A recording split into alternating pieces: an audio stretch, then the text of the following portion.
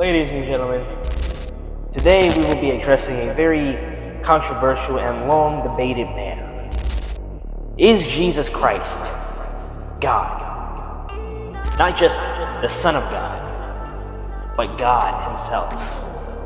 And if so, how can He be God and God be God and the Holy Spirit be God? Yet we only serve one God. Please, stay tuned.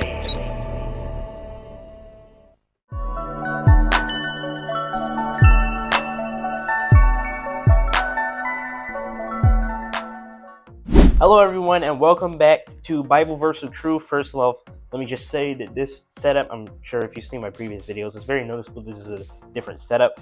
Same room, but I'm just trying something different with this light over here and whatnot. So yeah, that's that. Anyway, let's jump right into the topic. Is Jesus God? Alright, now here's the main question, and the main reason that I think there's a big division in the community among Muslims, Christians, and people like that who believe that there's one God. We believe in monotheism.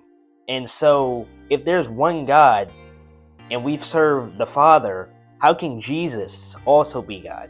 Okay? And how can the Holy Spirit also be God? Because that would be basically like serving three gods instead of one God, right? It doesn't fit in the scientific mind, in the scientific realm of logic. It doesn't work. Now, one reason or another reason that a lot of people refuse to believe that Jesus is God is because Jesus never directly claimed to be God. Now, before I even get into this, let me say that saying something that Jesus alluded to or that we believe about Jesus is not true because he never directly claimed it is not a good argument, because I don't know if you noticed, but Jesus rarely ever directly said what he actually meant. Jesus was always speaking in riddles and parables, and then that's why the disciples would have to go to him and try to ask him what it meant, because they didn't understand. So Jesus might not have directly said, "I am God," and he didn't. But upon doing my own research for this video, and even prior to this video, I learned that there were actually tons of instances where Jesus actually did claim to be God. And I'm going to read all or most of them to you right now. John 14:9, whoever has seen me has seen the Father. John 10:30, I and the Father are one. Genesis 1:26, and God said, let us make man in our image, after our likeness. Now, really quickly, God said, let us make man in our image, after our likeness. He didn't say, let me make man in my image after my likeness, but he said, we and our, using plural. So, in order for him to accurately say, let us make man in our image, there had to be something else that was equal to him. And this rules out all the angels. This rules out every one of his creations, because they weren't always around. He created them, and none of them has any power anywhere near the power that God has. So for him to say our, it would mean that there is something that was equal to his power, equal to his likeness, and that was in his image. Yet we only serve one God, as he makes very clear.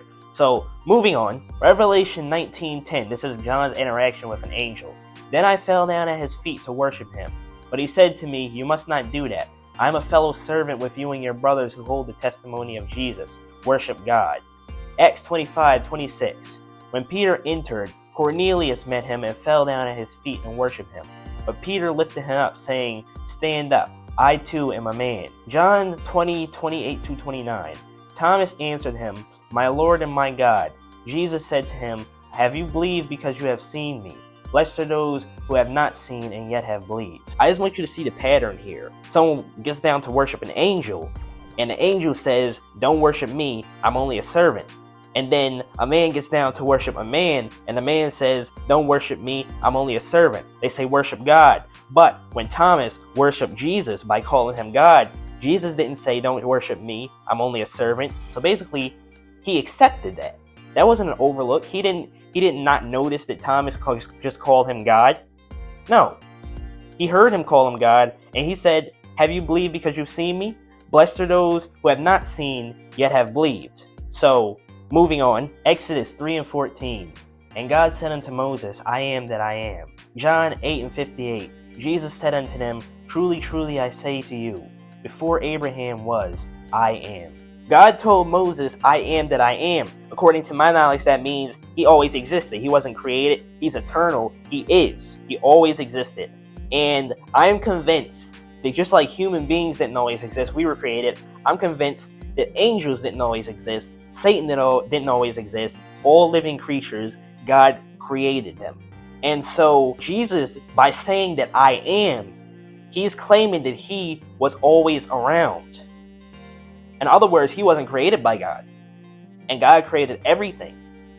So he wasn't created by God. He was always with God.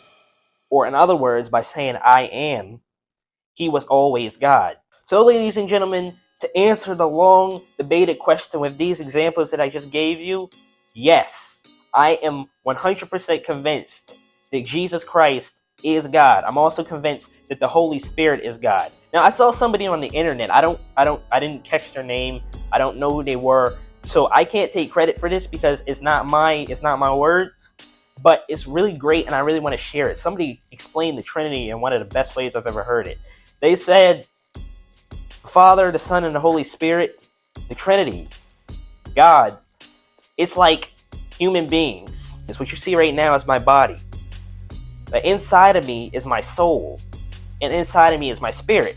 Now, those are three different exponents, three different entities. And they all have different purposes.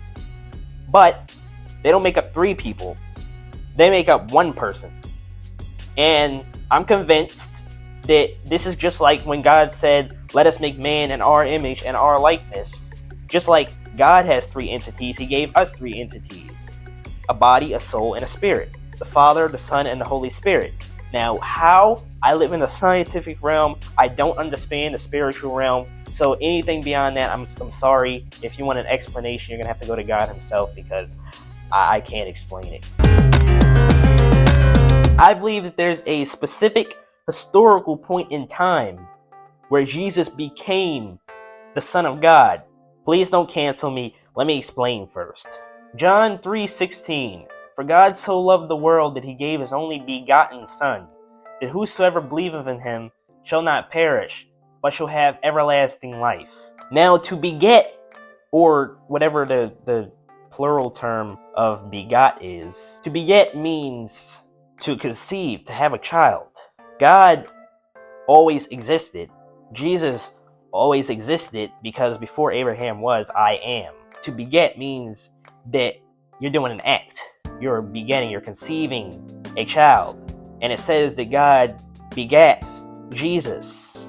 He never stopped being God, but he became the Son of God. And I believe that time was the birth of Jesus Christ through Mary. Matthew 1:20. For the child within her was conceived by the Holy Spirit. I believe that Jesus, one of God's three entities, came down to earth and took on the form of a human being to be born through Mary. But because there was no father, because the conception was through God, I believe that made God the Father, even though Jesus himself never stopped being God. He was still God, but because he was conceived through God, I believe that's what made God the Father and Jesus the Son. But they're both God. Now, don't take my theory for gospel. There are so many things that people say, even me, other people. Don't ever take anything that anyone says and just roll with it. Do your own research. Whether that's right or not, I do know one thing that is 100% right. Jesus Christ is God. Whether you believe that or not, I don't know what your specific beliefs are, as a Christian, as a Muslim, as a Mormon, whatever.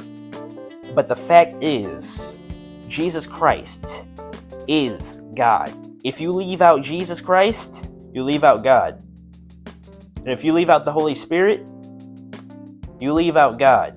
I'm sorry to tell you this, I respect these people, but let me tell you something. Muhammad was wrong. Joseph Smith was wrong. Jesus was not just a good teacher. He was not just a good prophet. He was not a man who aspired to divinity. No, he is God. He is God. There is no in between. There's no going around it. He is God. If you accept God, but you deny Jesus, then you deny God. And you will be separated from him for eternity if you deny God. All right, everyone. Thank you so much for tuning into Bible Versal Truth. And I really hope that you learned a valuable lesson today, if you didn't already know. And if you did, I hope that you gained some more valuable insight on the divinity of God and on the Trinity. And so with that said, I'm going to leave you guys. God bless you, and I hope to see you in my next video.